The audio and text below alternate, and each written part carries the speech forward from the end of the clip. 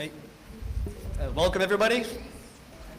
Thank you for coming, all the intrepid souls that are here in person and everybody else that's watching online. Thanks for coming to the Congressional Internet Caucus Academy's Tech Policy in 2026 second session preview. So what we're going to do today is try to see what's going to happen in the next session of Congress throughout the year. And kind of talk about what might move, what should move, what won't move, what are interesting dark horses to look at. This event, just a little bit of housekeeping. This event is hosted by the Congressional Internet Caucus Academy in conjunction with the Congressional Internet Caucus itself.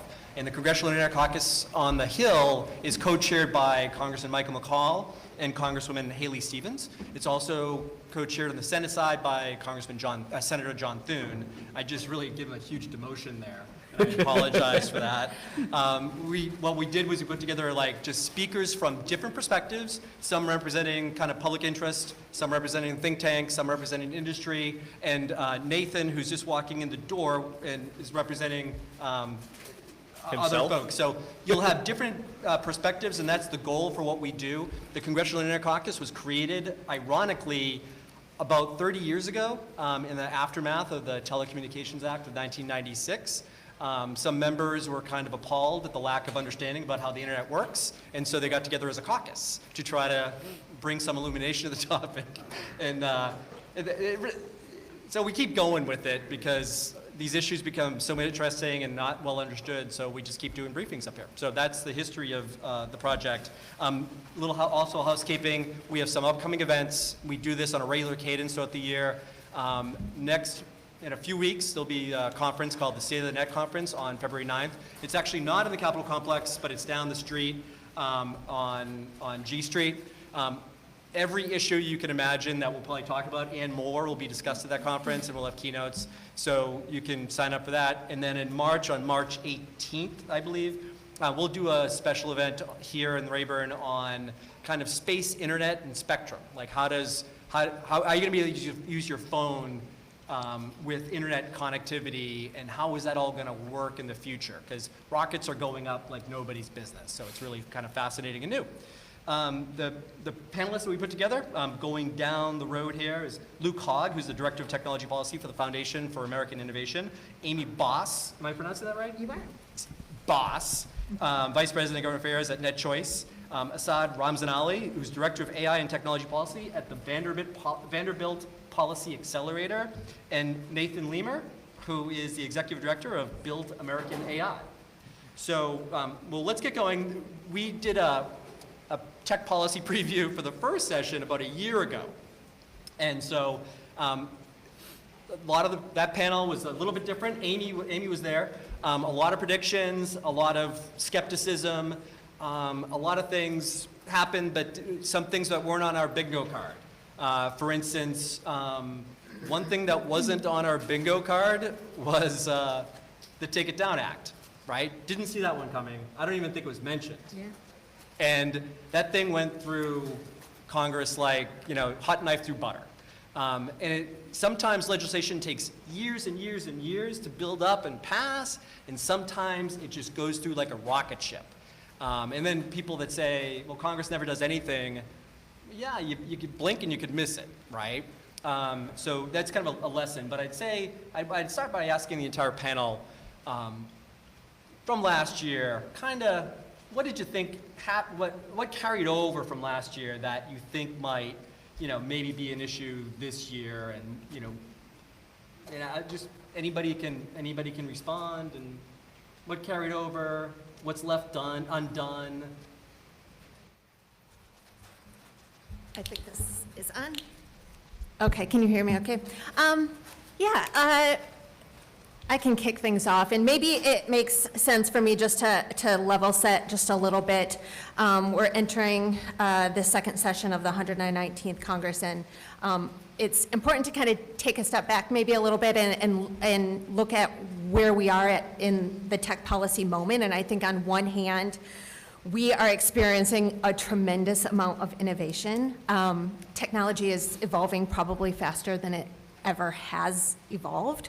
ChatGPT, I feel like, was a novelty 18, 20 months ago, and now I think a lot of folks would consider it a necessity.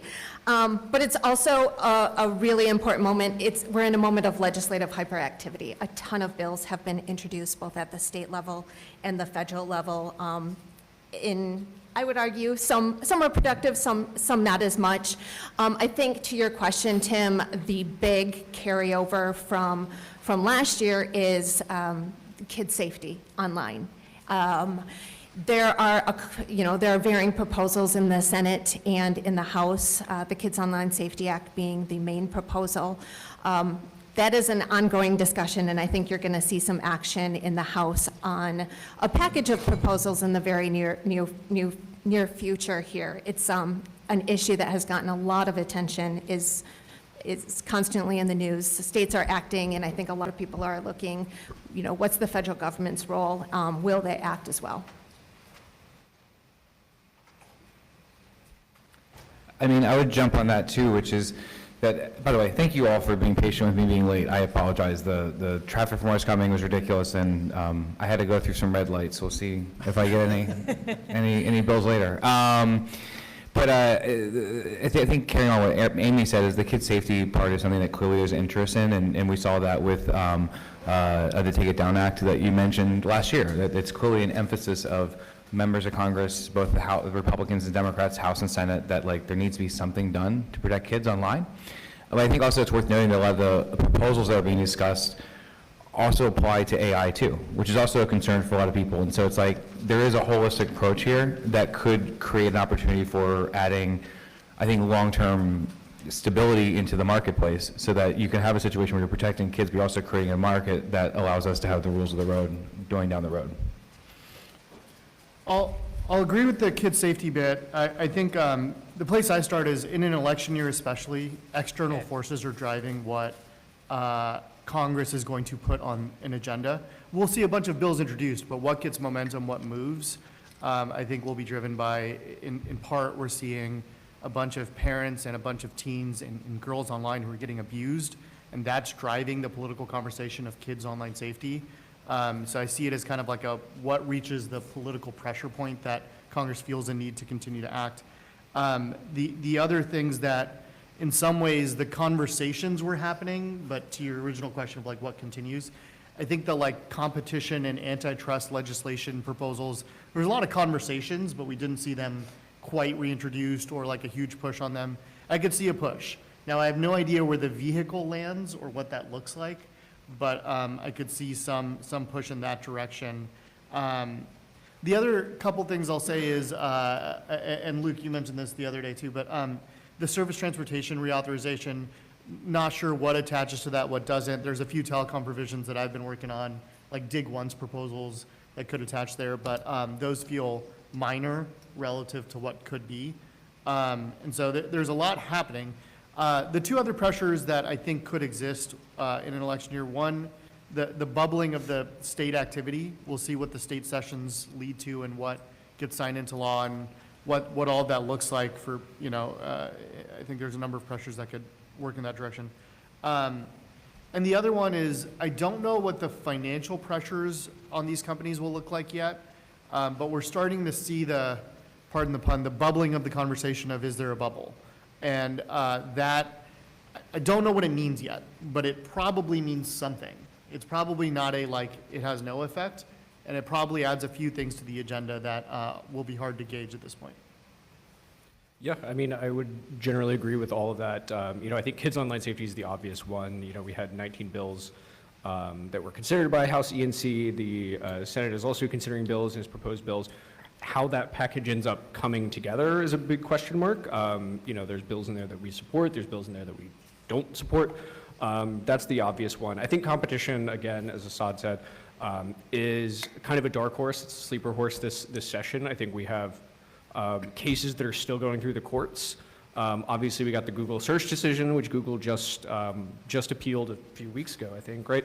On the remedies, we have the Google ad tech case coming up. Meta's case is being appealed.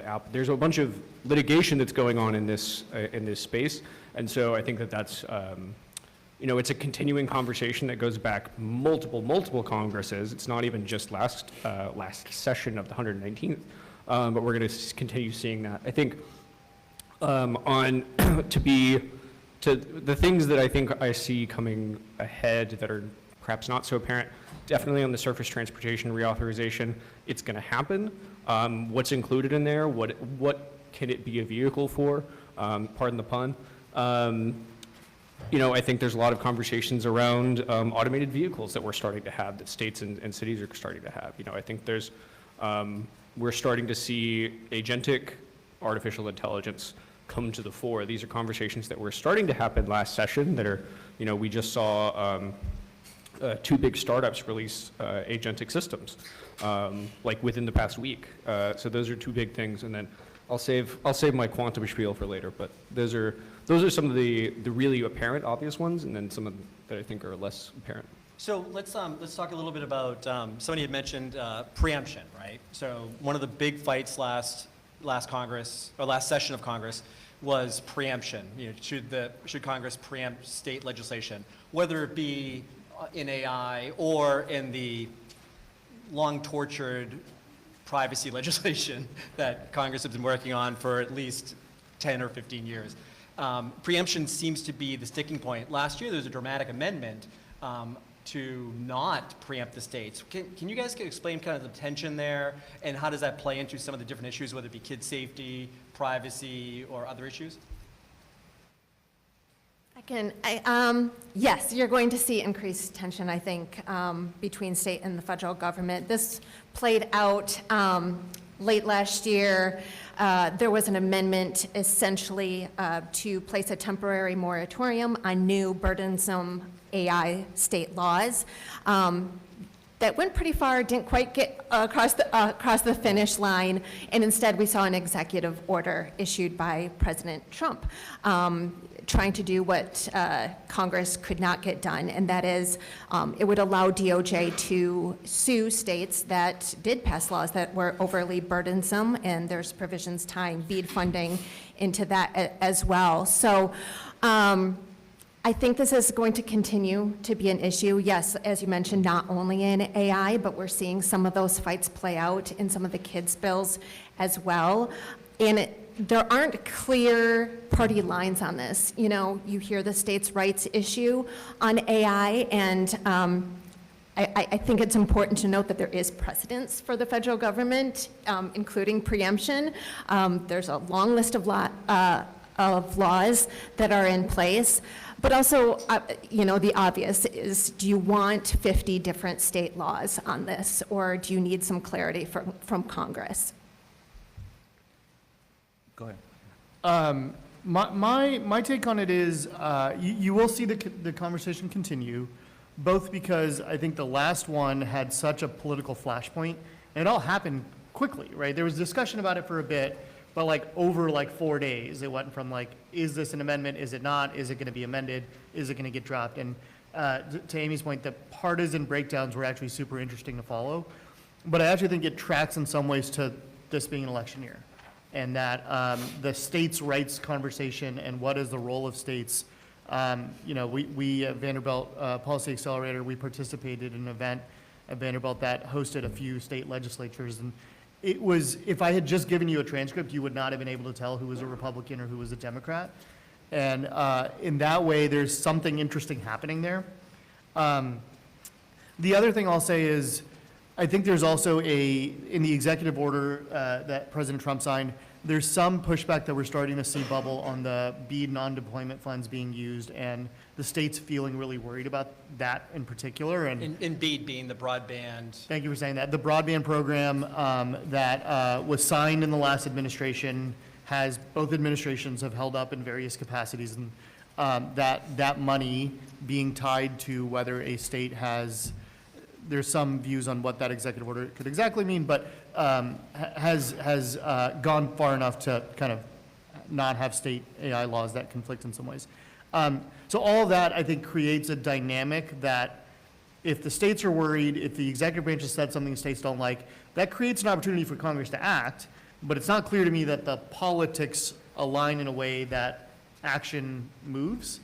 but it's probably like political, it's not gonna be pretty, right? It's gonna be a lot of like clashing on what to do. And I would just say, to add to Asad's point on, it's not going to be pretty. I think that the kind of two big lessons from the last time we had this conversation on preemption is one, like why was BEAD a part of the conversation at all? Well, BEAD was a part of the conversation because the preemption proposal was trying to go through reconciliation, had to pass the Byrd rule, right? And so it was actually very interesting to see that again pop up as part of the Trump administration's executive order. So one big question is whether or not that, when we get around to legislating on this, does that remain part of the equation or not? I think that remains to be seen. I think the other big takeaway from last session was, and this is where, to Asad's point, where it gets messy, is I think that it was essentially the preemption proposal was trying to preempt something with nothing. And I think that that's, we can debate whether that's good or bad, but from brass tacks realpolitik, I think what we saw in the Senate was that we kind of need something. You got to have something, and whether that's rules around privacy, whether that's rules around kids' online safety, whether that's rules around, you name it, it'll be interesting to see how that conversation plays out again this Congress, and kind of what is the something that we need to attach to preemption in terms of, federal rules and regulations. Yeah, that's actually the part of the executive order on AI that I found most interesting at the end of the year, was that there was actually a call for potential legislative texts or proposals from the administration to kickstart a conversation.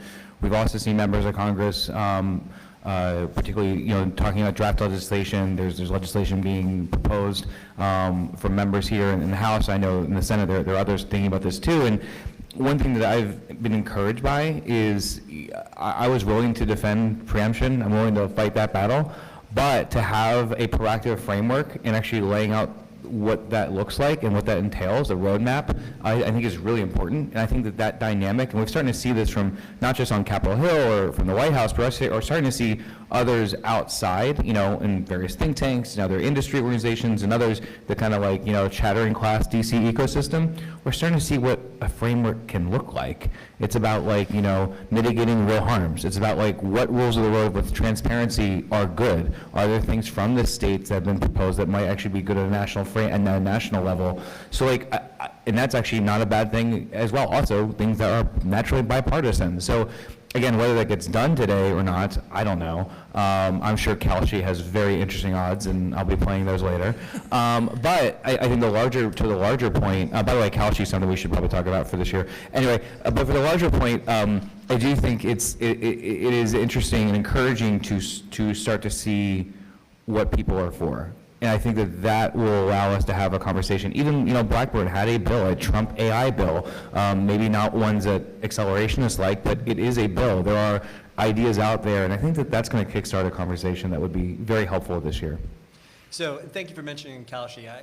The last minute I realized I should have looked up the prediction markets on what they think. I do every day. I should have looked it up. I'm sorry about that. But you probably can go look it up and bet on what you think will pass. And this will inform your winnings, basically. All these people are going to help you pick the right one. Do we have to do like a conflict of interest statement now, or like? Oh yeah. Sorry about that. Let's just before like on kid safety. Let's just drill down that. COSA is left over. There's a few other bills that are out there. One thing that wasn't in this conversation last year at this time was AI companions. That's popped up. Where do you see the kids online safety thing going? Does COSA, because it has some bipartisan support, become a vehicle that other things? How does that play out, do you think? Well, I think it's really hard to tell. So, right, there are very clear tragedies that have happened in the past year that I think are driving part of this conversation, or especially driving these conversations in the Senate. There have been children that have committed suicide or allegedly because of some of these things, and I think that is a strong driving force behind child safety advocates getting involved here. I also, on the other hand, do think it's worth noting and it's worth considering. How do we actually bifurcate what a character chatbot is? Like, what does that actually mean? What does it look like? It's easy to point to certain certain applications like Character AI, which brands itself as a character chatbot. But one of the tensions that I think that we're going to continue to see in conversations around kids' online safety, especially in areas where it's kids' online safety and artificial intelligence, is this kind of two sides to the equation, right? At the same time as the Trump administration and Congress are considering legislation on artificial intelligence and kids' online safety, they're also promulgating regulations and executive orders around the use of artificial intelligence in schools. So it's like we are simultaneously trying to, and I think Congress and the administration can walk and chew gum here, but it's definitely an interesting tension that will continue to play out, and especially as, because it's such a general purpose technology, whether we're talking about the internet broadly or we're talking about artificial intelligence, you're always going to have these kind of tensions around positive use cases and negative use cases, and then the question then becomes, how do you bifurcate the two, and then how do you put that into policy in a way that actually makes sense? And this is, I would be remiss if I didn't mention that while we're sitting here having this conversation today, the Federal Trade Commission is having a workshop on this very question of age verification, on this question of kids' online safety with regards to internet platforms and with regards to artificial intelligence. And so it'll be, it's an important piece of the equation to consider how, policy and legislation is one thing and then implementation is another. And so, we were talking right before this about the Children's Online Privacy Protection Act, right? COPPA, right? Like, the Federal Trade Commission is the one that implemented COPPA under the COPPA rule, and they recently changed the COPPA rule very significantly last, I guess, a year and a half ago. So how did those tensions play out both within the legislature, so who's going to be the implementer, and then how do those tensions play out once the legislation actually gets to the implementation phase? We did get a little bit of field from COSA and child safety, but we can get back to some of those other issues. But I'd also point on the kids issue is, litigation's happening right now, which is different than with some of the social media conversations that kickstarted COSA, which is requiring companies and platforms actually kind of react differently than other platforms have had to do, which I think is actually a productive thing. There's also, again, I'm looking at the House, and it's beyond COSA. There's 12 bills that they're considering, a lot related to screen protected on screens, around age verifications, et cetera. And I'm curious how that plays out into this overall conversation about protecting and creating guardrails to protect kids across platforms, both AI, LLMs, and chatbots, as well as other social media platforms as well. So I think there's a holistic conversation that I think is needed to have, and I think this is allowing that to take place. And if I can quickly jump in on just the kids' safety front too, I think where we are now, there are numerous court cases and a number of decisions that have landed since we last spoke last year. NetChoice leading on a lot of that litigation. And courts have been clearly consistent in that regard, that age verification schemes are unconstitutional. And I think what you're seeing, especially in the House, you're hearing from the chairman and sub-chairman of those committees, and they're saying, hey, we need to think carefully here. You're hearing them say, if we pass a bill and it gets struck down, we're not protecting anyone. So, there's lots of really good intentions behind a lot of this legislation, but I think lawmakers are increasingly looking at what have the courts said on these issues, and we need to respect those boundaries. The other thing to watch here is, we talked about the Take It Down Act to start. One of the dynamics that I think moved that, or at least made everyone politically aligned to get somewhere, was, I think it was north of 30 states had something that looked like a state version of a bill that dealt with deepfake nudes. Companion bots are an issue that states are starting to grapple with too. So you're starting to see the kind of what could solutions look like, some that have been held up, some that get stopped in the legislative process, some there's going to be lawsuits. But I think seeing that kind of diversity of approach and what shakes out as a good path forward, that I don't think that takes forever, right? I think that takes a couple months of kind of watching what the debates look like in the states to see what's palatable.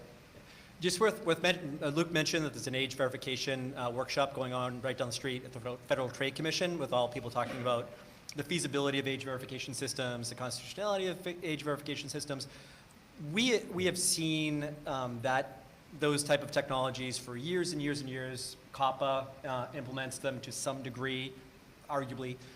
What's different since back in the day, and even since this last time we did this briefing, was the Paxton decision, the Supreme Court. Can someone just say quickly what the Paxton decision is and how does that play into what we might see on kid safety? Don't everybody jump in. I mean, to just very briefly, right? The Paxton decision, the Supreme Court upheld a law that Texas passed requiring age verification. It's essentially requiring age verification for access to obscene material, pornography primarily.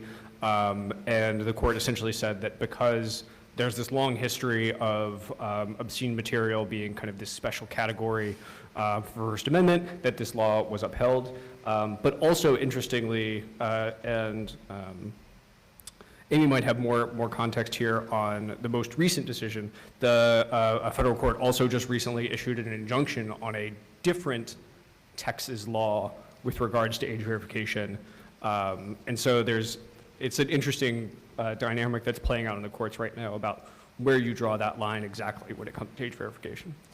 Yeah, I'll just add that I think it's clear, I mean, the Texas ruling was pretty narrow. We're talking about illegal content.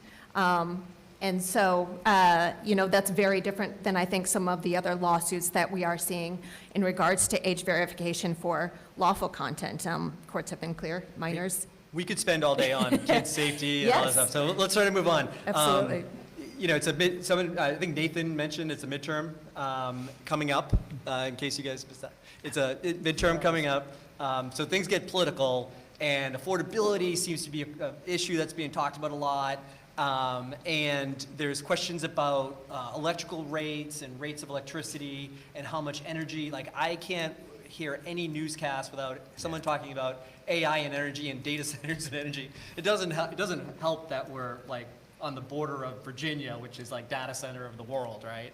So how do the politics play out with regard to AI and data centers, and where is this going in Congress, or is this just a state issue? I think it's largely a state and local issue. There is legislation, senators introduced to put a moratorium on data centers. I don't think that bill is going anywhere. So yes, largely a fight that is playing out locally. It's kind of, a sleeper issue that has gained traction as well, and it's playing out in some elections. I don't know to what extent. But I think that from my perspective, I think there's a lot of myths about what data centers do and don't do that need to be cleared up. A lot of misunderstandings.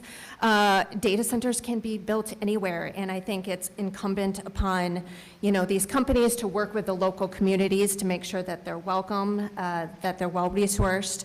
I don't see the federal government jumping in much other than, we need the power, obviously, to run these data centers.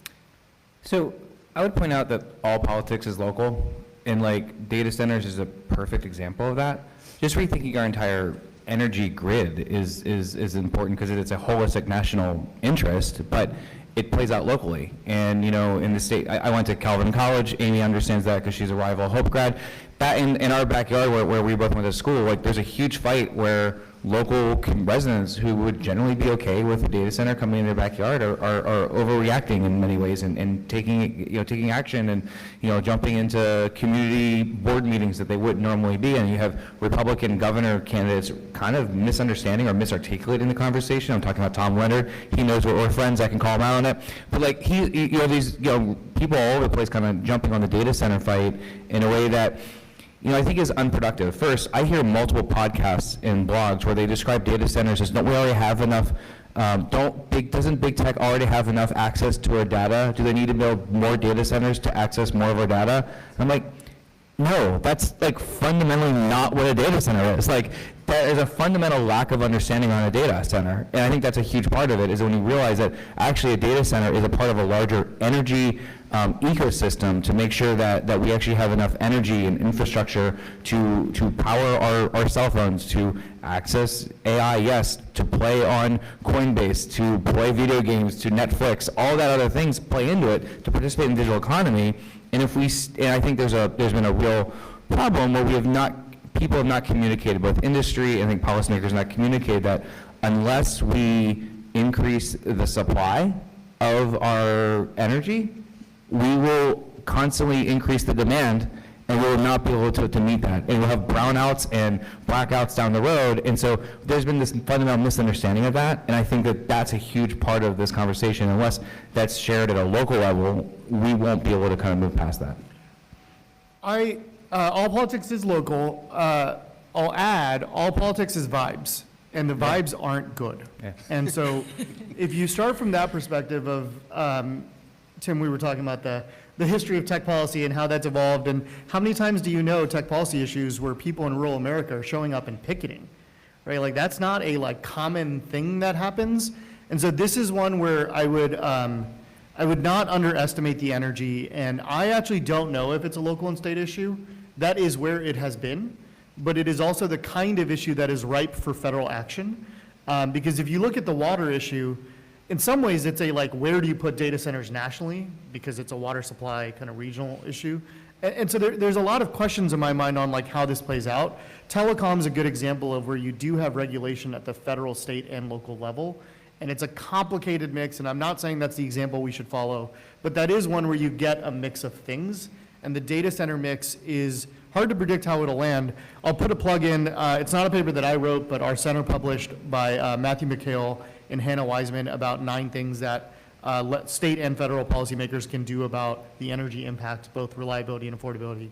I've put out a paper on cloud computing. So a data center is a place. Cloud computing is generally what's happening inside that place. And my thought is the monopolization of cloud computing, the competition effects actually have a role in all of that. The other thing I'll say that is a little bit of a sleeper issue, we've heard a lot about the energy impacts. We're starting to see more and more discussion about the state subsidies for construction. A lot of friends in Virginia government have been telling me quietly, they won't say this publicly, that they regret the number of subsidies that they've put forth, not because they're against data centers, but because the economics haven't worked out the way they exactly kind of saw it working out. Wisconsin, there's been some fights on this. So it's an interesting thing to see tax subsidy policy at the state level come up in ways that I would not expect that wonky of an issue to play out. And I'll be very brief here. Yes, all policies vibes. The vibes over on this side of the table are pretty good. I think the one thing that is percolating at the federal government is permitting reform, right? There has been a lot of conversations around permitting reform. There's legislation, there's packages that are coming together. The SPEED Act. This is kind of upstream from the energy question because it doesn't just impact energy projects, it impacts kind of how we build everything. But, and it'll definitely be an interesting place to watch, and I think that there's definitely room for federal action and federal movement in this session. Okay. Yeah, so you mentioned some buzzwords that you might hear more and more in 2026 are, you mentioned one which was agentic AI. There's another one called AI sovereignty. Let's talk about a little bit, a lot of times in tech policy, at least in my career, if you wanted to say we need this because, why do we need it so badly, is because if we don't, China's gonna get it. So it's China, China, China. So talk a little bit about what AI sovereignty means. What does it mean for chips policy? What does it mean for AI policy? And how do we win the race against what is always the main competitor, which is China? And how does that play into the politics up here? I'm happy to start it. One way to think about the U.S. AI China, the U.S. China AI arms race, which I have some qualms with that framing and what we should actually desire, but let me put out what I think is what's happening. Both President Trump's administration, but also President Biden's administration, viewed AI as a central pillar of geopolitical competition with China. We need AI for a number of reasons, including national security. That means AI's use in the military, but also the economic benefits of AI accruing to the country and building a national security, an economic security like advantage. President Trump's executive order a few months ago on this question of how do we export the AI stack, right? That framing of its chips, its data centers and cloud, it's the whole infrastructure that's required to build AI. That, I think, is a reasonable framing of where that administration is, this administration. But also, like, it's not that different from where the Biden administration was. The tactics are different, but the goals are actually not that different.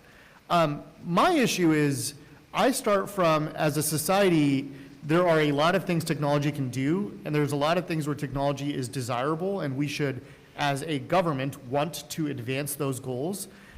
Those, to me, look actually a lot more like how's the technology used. When I hear the AI folks talk about what this could mean for weather prediction, that's a big deal. When I hear them talk about what it could mean for drug discovery, I'm excited, right? Because we all have family members who've died from or been afflicted by a disease. There's 7,000 rare diseases that affect millions of Americans and very few cures. So those are where I get excited. And those don't correlate exactly to the like arms race where we're building infrastructure more and more. So that's why I think there's a little bit of a misalignment. It's not completely imperfect, but to me, the goals as a society should be using the innovation to improve our lives, to improve welfare. I couldn't agree more. Like, that's exactly right. Like, I was part of the 5G fast plan and rolling out next generation telecom with the FCC. We were pushing the whole race to China. It didn't sell as well as the race to like the moon back in the 60s against Russians. I've kind of grown tired of my own kind of thinking on the way I talk about China as if it's going to like rally Americans to like defeat China in AI. What they want to see, I imagine, I think, is more like how is this benefiting my life? I think you're getting at it exactly right. I think the policies can also be helping us defeat China. It's a story that you may need to sell in these walls, in these hallways. But like for many Americans who may be skeptical or concerned or confused, especially when they read a 38-page diatribe from Dario confusing them on what AI is, like I think that's where it needs to talk about where it's actually beneficial to their lives, whether it's enabling construction and skilled tradesmen to have new jobs and opportunities, whether it's solving new diseases and new problems, whether it's creating new economic opportunity. We have economic growth in the past couple quarters. Why? Because of AI. That's awesome. But how does that translate to the regular people, regular voters' lives is important. But you're totally right about the need for the policy-making conversations to be about what is securing us, whether it's not just the AI stack, but the tech stack in general, and how does that play out is totally true. I will agree in part and disagree in part, right? I think, yes, the domestic conversation is really important, but I also think, we can walk and chew gum at the same time. We can build and deploy and diffuse technology throughout the country domestically and still care about kind of geopolitical rivalry and great power theory. So I think kind of back to what Tim was asking, right? The trend that we're seeing internationally is around digital sovereignty. And this is like a hot button term that you hear at the UN all the time, right? And it's essentially the idea that countries want to control their own tech stack. They want to control their own data centers. They want to control their own AI deployments. They want to, they want to control it, right? And I think that that's a justifiable thing that countries want. Where it becomes more complicated is that when we're talking about digital technology, with a few exceptions like Ericsson, there's essentially like two places where you can acquire a lot of this technology. It's the United States and it's China. Like that's the reality. And since 2014 to 2016, China has been absolutely eating our lunch internationally with the deployment of technology through the Digital Silk Road and through the Belt and Road Initiative. I mean, if you go look at the deployment of 5G networks, if you go look at the deployment of data centers internationally, right now, 40% of data centers in Europe are Chinese owned and Chinese operated, right? And so I think the fundamental question when we're talking about geopolitical rivalry, right, there is a part of the conversation that it's about who is going to have the best AI, right? This is who is going to kind of get to the next frontier fastest? That's an important conversation, but there's a second conversation about the diffusion of technology and the diffusion of kind of existing technology, and there's a lot of research that's actually coming out of just up the street at George Washington, Georgetown, American University on foreign affairs that shows that actually the diffusion of technology throughout society and throughout the economy is one of the most important things when it comes to geopolitical rivalries. And so the question is, how can we deploy technology internationally to ourselves and our allies in a way that that helps us maintain international dominance in this space? Because this is, and I think that is fundamentally where the Trump administration has focused, right? Like that's why we're talking about the exporting of the USAI stack. That's why the Department of State is operating under systems like Pax Silica, where we're trying to essentially catch up, right? Like we've been asleep at the wheel since 2016 when it comes to the deployment of technology internationally. And so, yeah, I think it is an important thing that we should care about. Sometimes things get talked about, thank you, that was great. I'm going to move on from China. Sometimes things get talked about for a variety of reasons. Just so happens in a couple of weeks, we have an anniversary coming up. It's been 30 years since the passage of the Telecom Act of 1996. Probably no legislative assistant on the Hill was born at that time, so it's not something that anybody remembers that's up here. But the Telecom Act of 1996 is a massive piece of legislation, and you'll probably hear it being talked about in a couple of different ways. One is it included this really small provision called Section 230, which was a limited liability shield for internet platforms, interactive computer services, for the content that their users post. And you might see a lot of discussion about that this year because the anniversary is coming up literally in 2 weeks, on February 8th. I don't know, we're not going to have a birthday cake or anything, but the anniversary is coming up and you hear a lot about it. The other thing is that the main piece of that legislation was to overhaul and put together an entirely new communications framework for telecommunications. We talk about a lot of the stuff that we see on this device. We rarely talk about how we get stuff on this device. You know, whether it be spectrum that's going over from the house public Wi-Fi here, or the ultra broadband that's being used, cable company modems, satellite modems, whatever. And that you'll probably talk about those two things in the context of the 30th anniversary. Nathan, from a communication, will we see anything about people talking about, maybe it's time to update the Telecom Act of 1996 when it comes to telecom and how we get better internet and broadband? Yeah, I mean, the first thing to note about what happened in 1996 is that legislation, particularly around telecom, allowed the United States to take the lead when it comes to basically set the standards, kind of, basically pioneer the app economy and the digital economy, was because of the rules that were in the road that allowed the proliferation of high-speed internet access around the country. And I think there's a lot of good there. One of the things that I pay attention to in that conversation on communications is, yes, it's so important to think about, the billions of dollars investment in license and licensed spectrum and all that, but the bigger part of it for me is actually telling the story of those men and women who are on the front lines of that deployment. I spend a lot of my time talking with and engaging in those projects with people who are actually building our networks, and there's so much. I wouldn't say the Communications Act specifically, but there's a lot of red tape and regulations when it comes to permitting. You mentioned dig once and other hindrances to the ability of those people to deploy, to build. And so I think one of the things that I would like to see going forward in communications conversation is, what are we doing to enable those, whether it's in AI, whether it's in energy, whether it's telecom, to be able to be on the front lines and to build out the networks. I've tried to drag Luke. Have you done that? You did the climb, didn't you? The climb? Yeah. I bring Hill staffers to climb towers to learn what it's like to actually build the infrastructure. It's incredible what those men and women are doing. When you climb up 1,500 feet in the air, Luke didn't, he did 100. But if you did 1,500 feet in the air, 2,000 feet in the air, those men and women are out there all year round. In this sleet, in this snow that we had last week, they'll be out there in the summer. And like, what are we doing, not just thinking about the long-term, larger kind of macroeconomics of it, but also, what are the rules of the road to ensure that those people are able to actually build and deploy? What are we doing on the workforce training side? What are we doing on that? So like, I'm not interested in like rewriting the Comms Act right now, especially on telecom. I like what Brendan Carr is doing. Keep it up, my man. But like, what I'd like to see is more concerted effort to talk about how this fits into the overall reindustrialization of our country.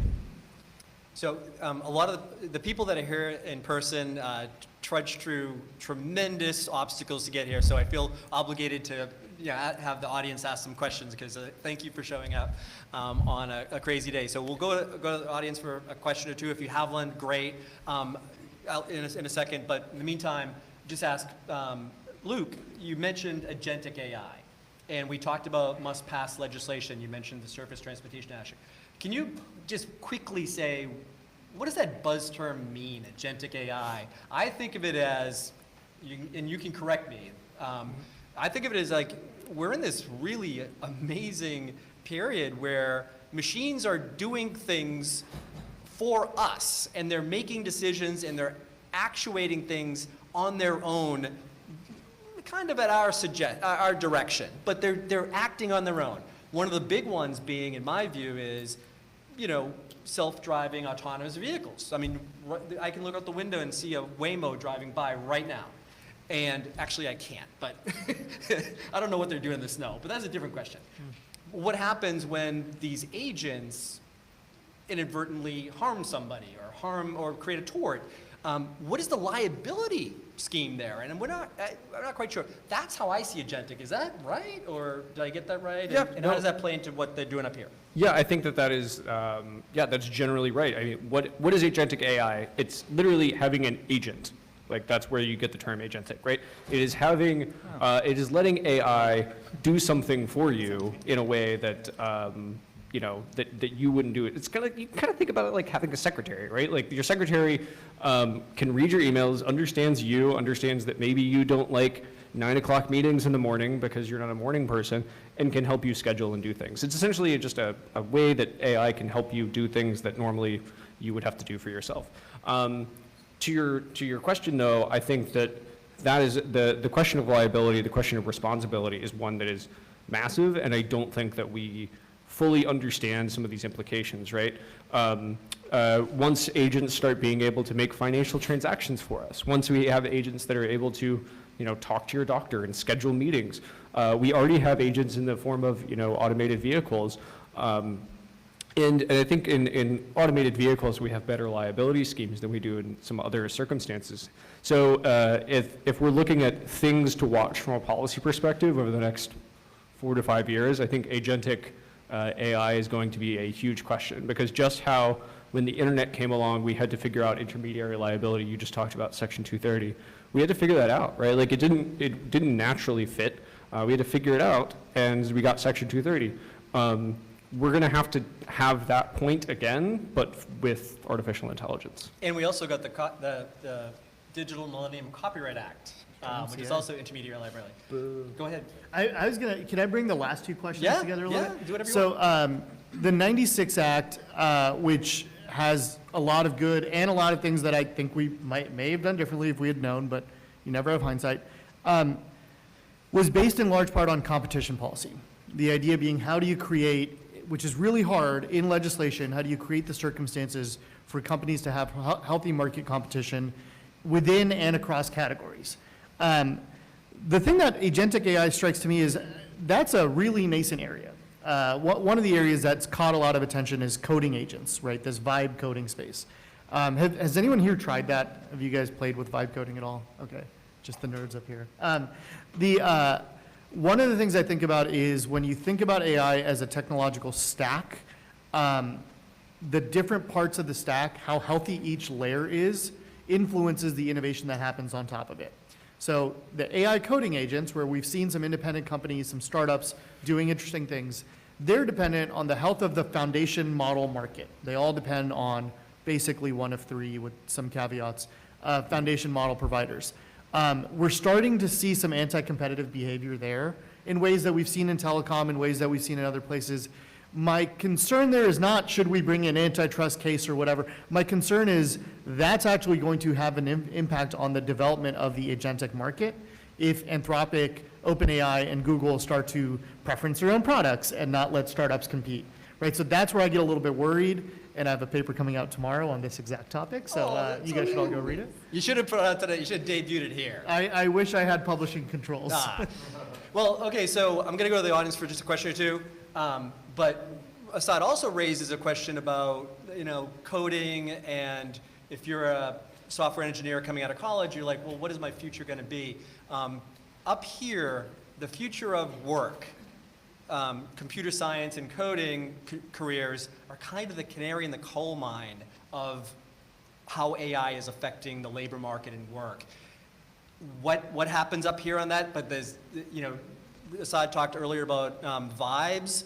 I think when it comes to AI and work and members of Congress, that's more angst is the big thing. So there's going to be a lot of angst about that. But let me go to somebody had their hand up in the back. Thank you. So we've been talking about the positive potential uses for AI around drug discovery and things like that, and there's certainly some examples of that.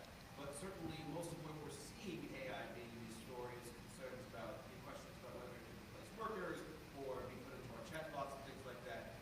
And in terms of sort of what these frontline applications, people are very concerned about a bubble bursting, essentially saying, is AI going to effectively be able to do what the opponents are claiming it can do? And do you think this is the year we're going to see that reckoning, whether it can or can't? And if it can't, what happens? I'm happy to jump in. I don't think we will see a bubble burst this year. I do think there is an exuberance in the market that at like the highest level, the math is hard because there are trillions of dollars of investment commitments that are chasing currently tens of billions of dollars of revenue. Now, the potential, the promise is that that shifts, right? That is a hockey stick graph that at some point those revenue shifts. The worrying signs for me are the type of asset classes that are involved. And I'm sorry to get wonky for a second. I started my career in finance. We went from cash deals and equity deals to bonds, corporate bonds, to private debt and special purpose vehicles in ways that I actually think we don't have a full accounting of what's going on. I think it's actually pretty hard to like sum up the numbers and understand how much debt is where. So I don't think it's like a red alarm, like there's a bubble bursting tomorrow, please everyone get ready. But I think it is there's something happening. Everyone pay attention, right? Let's not get caught off guard. That's kind of where my mind is. I'm not one of the experts in the panel. I'm just the dumb moderator. But can I just jump in a little bit? When you're talking about a bubble, you're talking about a financial bubble. And not to be confused with a bubble like AI isn't really a thing. Like, I think everybody agrees that AI is a thing. The financial bubble is agnostic of the power of the technology. Exactly. Right? Like that is AI may or may not be a thing. I think they could, like, those two questions could influence each other in ways, right? Like, the more powerful AI seems, the more money pours in, but like, I think those are happening on different tracks. Yes. The reason I say that is because in the dot-com crash in like the early 2000s, internet policy was very nascent, and the Congressional Caucus was up here saying the internet's really important. And members of Congress are like, no, it's not. It's like a bunch of geeks in front of their laptops. And people were saying, no, it's going to be really important. And when the dot-com crash happened, a lot of members were on record as saying, I told you it was just a joke.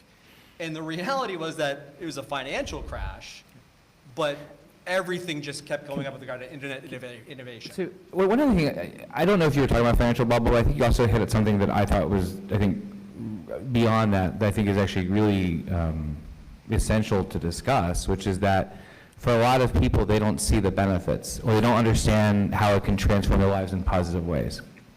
Or they don't feel that they have the literacy to participate with these apps or leverage them in ways beyond AI slop on X. I don't know if that's what you were getting at, but to me, like, one of the things that I find so important, what you're getting at, is there needs to be, I think, an effort, I don't know, public-private partnership or what, to treat AI like we treated the build out of electricity 100 years ago, to explain to people in the 1920s to raise education awareness of how they can leverage electricity for their own benefit. In West Texas, it was seen as like the demons coming in from the outside with the wires of electricity. My Amish neighbors in Pennsylvania feel the same way now.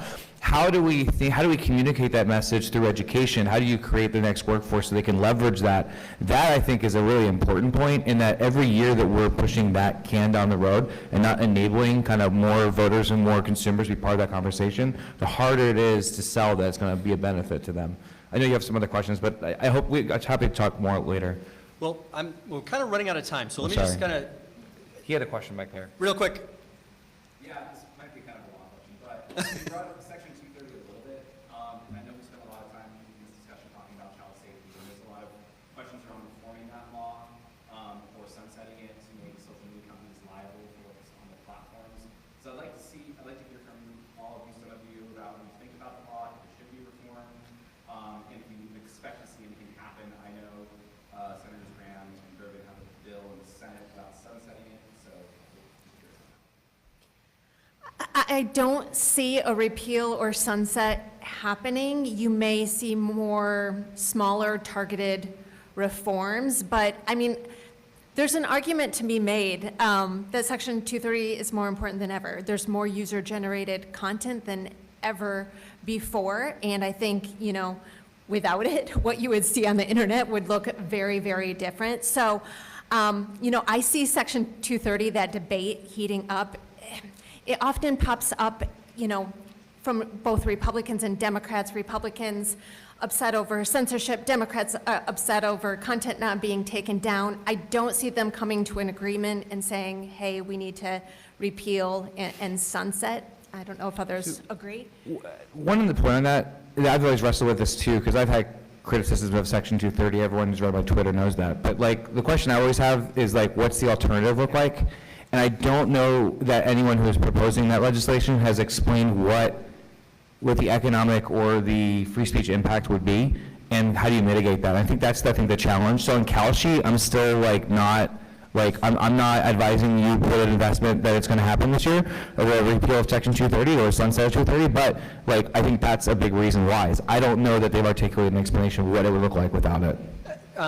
in the context of things we didn't see coming, like, how does AI affect Section 230? Like, does Section 230 apply to AI content? And could that be a wrinkle this year we didn't see coming? Well, that sounds like something the State of the Net will have to discuss in long-term conversation. Panel just on that. Long conversation.